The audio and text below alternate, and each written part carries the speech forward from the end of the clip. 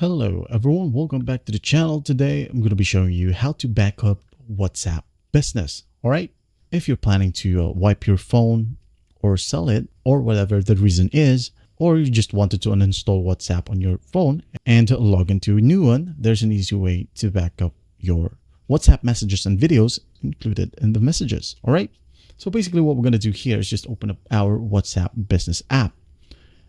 Next is that we're going to want to go ahead and go to the top left right here near the magnifying icon, tap on the three dots, then go to settings. Now once you're in here, as you can see, there are a ton of sections right here, but what we're going to find is simply chats. All right, tap on it. Here, you might want to scroll down a bit until you see chat backup. All right, just go ahead and tap on that. And as you can see here, include videos. If you want to include the videos in your backup, just go ahead and tap on the slider right here. If not, just go ahead and turn this off. All right. Now, once you've decided, just go ahead and hit on backup right here. And if you haven't yet, it will require you to log in via Google. All right, as it will use Google Drive or your phone's memory. Just go ahead and hit on backup.